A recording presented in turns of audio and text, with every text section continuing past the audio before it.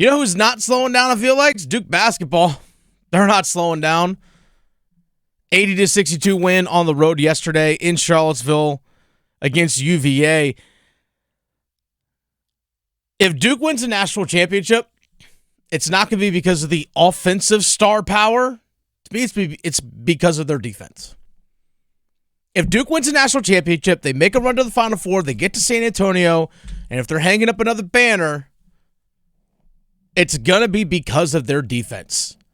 Sometimes scoring isn't always going to be there for you on a night in and night out basis. It's just not. The teams that rely on just simply outscoring opponents, hey, we're winning every game 87-74. And that's just what in both teams are shooting at high percentages. If you have an off day shooting, you have nothing else to fall back on. But if your defense is there night in and night out, you're going to be in every game. Defense wins championships. Oldest cliche in sports. One of.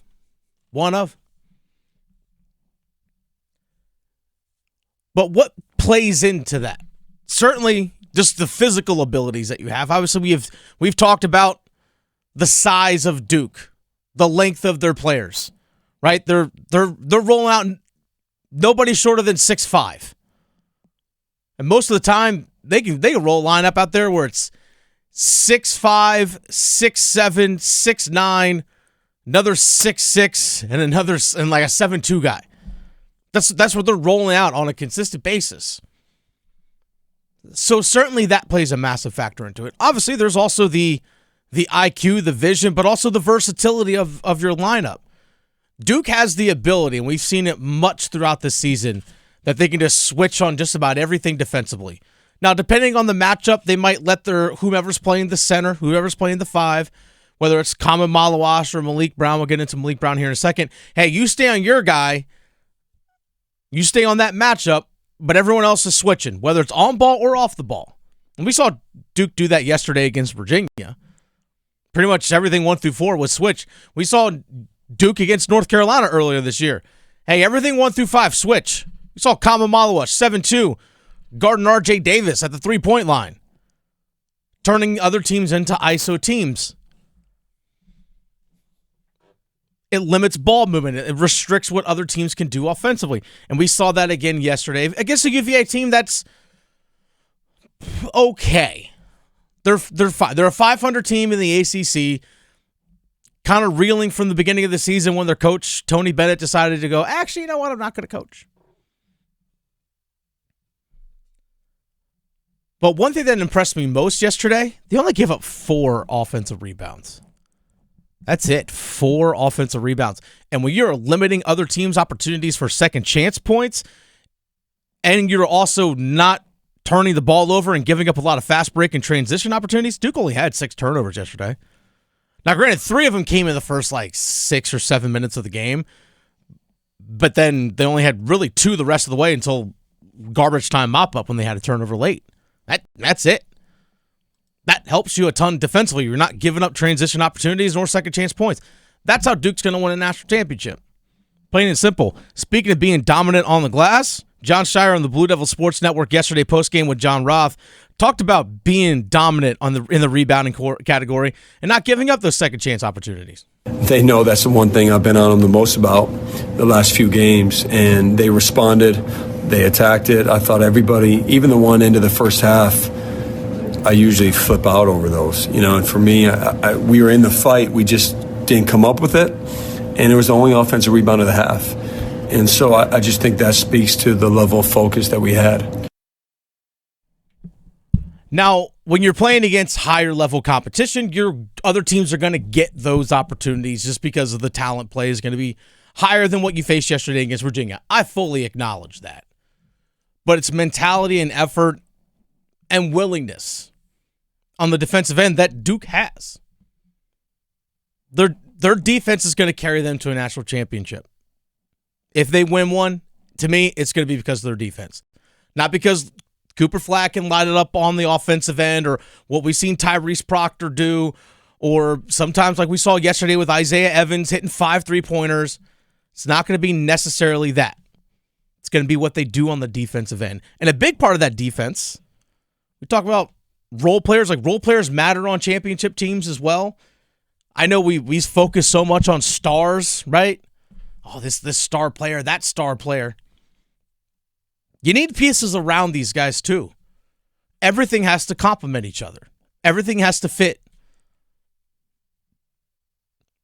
Yesterday, Malik Brown, who comes off the bench, who's an all-ACC defender for Syracuse last season, coming in off the bench, usually playing at the 5 spot at center, backing up Common Malawash, left yesterday's game in the first half with a dislocated left shoulder.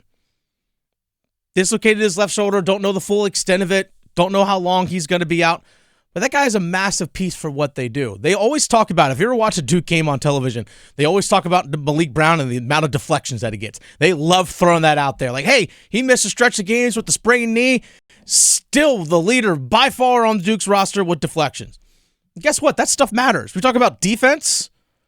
Those kinds of things matter. I'll never forget when they played at Cameron Indoor Stadium against North Carolina earlier this month.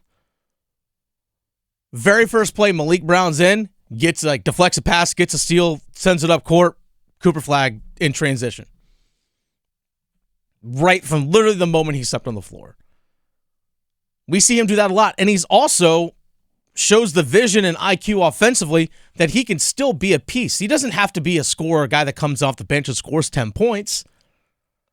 We saw him throwing backdoor cuts to Isaiah Evans. We saw him throwing backdoor cuts. I think it was Concanipple. So he can still contribute in that way offensively. He understands what his role is. And he's a massive piece of that team. And if he's out for a long term, that's going to be a big issue for Duke because he arguably is their best defender. Another guy that plays a massive role, we saw him yesterday. 5 of 6 from 3. I mentioned him a moment ago. Had 17 points. Isaiah Evans. Isaiah Evans has been streaky. We've seen him, for example, earlier this season when they played Auburn, that big game early in the year at Cameron Indoor, the ACC SEC Challenge, comes out of nowhere just knocking down 3-pointers. Like, wait a second, who's that guy? I haven't seen him all year. Where was he against Kentucky or Kansas? All of a sudden comes in, knocked down threes, earning more playing time as the season has gone on. If I remember correctly, he may have been battling something coming into the year, injury-wise. But good to go.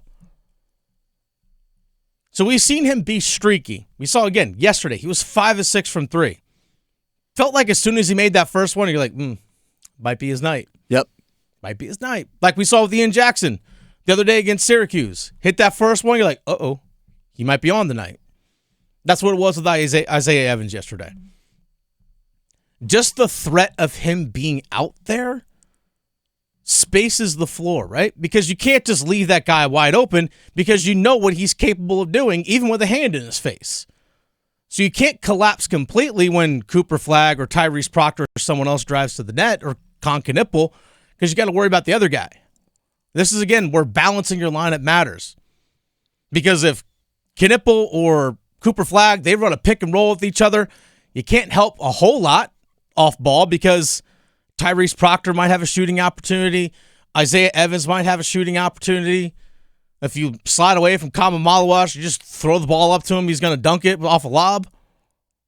Or these guys themselves. That's what makes Duke so dangerous is because they have such great complements to each other. And then defensively, they're able to get so many transition buckets because they turn defense into offense. That's what makes them such a threat. If they're going to win a national championship, it's going to be because of their defense.